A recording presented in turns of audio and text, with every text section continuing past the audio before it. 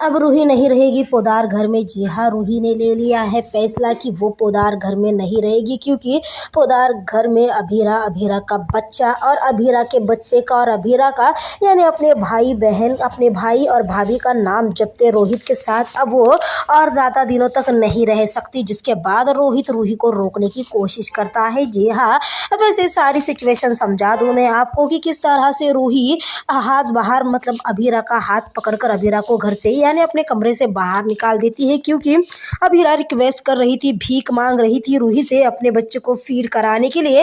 एक पल के लिए तो रूही ने इतना प्यार से देखा उस बच्चे को, तो अभीरा को भी लगा कि शायद रूही की ममता पिघल रही है। ना सिर्फ अभीरा को बल्कि पूरे परिवार वालों को भी लगा कि रूही की ममता पिघल रही है और रूही अभीरा के बच्चे को फीड करा देगी। पर भाई अगले ही पल सबका भ्रम टूट जाता है, क्योंकि रूही ने अभीरा का हाथ पकड़कर अभीरा को अपने कमरे से बाहर निकालते हुए कहा कि तुमने और तुम्हारी माँ ने आज तक मुझसे मेरा बहुत कुछ छीना है, पर अब तुम्हारा बच्चा मेरे बच्चे का कोई भी हक नहीं छीनेगा। मेरा बच्चा रहे या ना रहे, पर उसका हक सिर्फ उसी का रहेगा। और रूही अभीरा को निकाल देती है अपने कमरे से बाहर, जिसके बाद थोड़ी देर बाद आकर जहाँ पर रोहित रूही को सुनाने लगता है, ये कहते हुए कि तुम हमारे अपने बच्चे को फीड कराने से कैसे मना कर सकती हो। और एक पल के लिए तो रूही का मतलब होश उड़ जाता है ये सुनकर, और वो रोहित से पूछती भी है कि क्या अभीरा अरमान का बच्चा हमारा बेबी है, जिसके बाद रोहित हामी भरता है। ओ माय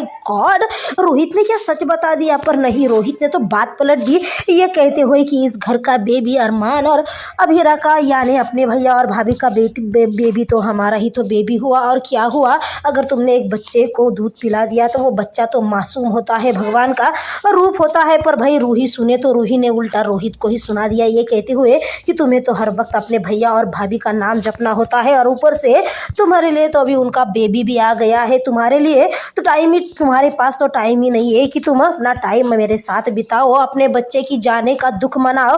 तुम तो अपने भैया भाभी के बच्चे की आने की खुशी में इतने दंग हो कि तुम्हें मेरे साथ रोने में या फिर हमारा बच्चा गया है इस बात का गम मनाने का तक वक्त नहीं है। और जब तुम्हारे पास वक्त नहीं है तो मैं यहाँ पर रहकर क्या करूँगी? आई थिंक मुझे गोयनका हाउस चले जाना चाहिए। जिसके बाद रोहित रूही से कहता है, क्या तुम्हें लगता है कि गोयनका हाउस जाने से सारे प्रॉब्लम सॉल्व हो जाएंगे? जिसके बाद रूही कहती है कि नहीं, प्रॉब्लम तो सॉल्व नहीं होंगे, पर मेरे जख्मों पर नमक छिड़कने वाला, मेरे जख्मों पर नमक लगाने वाला वहाँ पर मेरा पति नहीं होगा और ना ही उसके भैया भाभी का बच्चा होगा। और रूही ले लेती है फैसला। जी हाँ, यानी रूही वापस लौटने वाली है गोयनका हाउस। तो मिस मत कीजिएगा, ये रिश्ता क्या कहलाता है।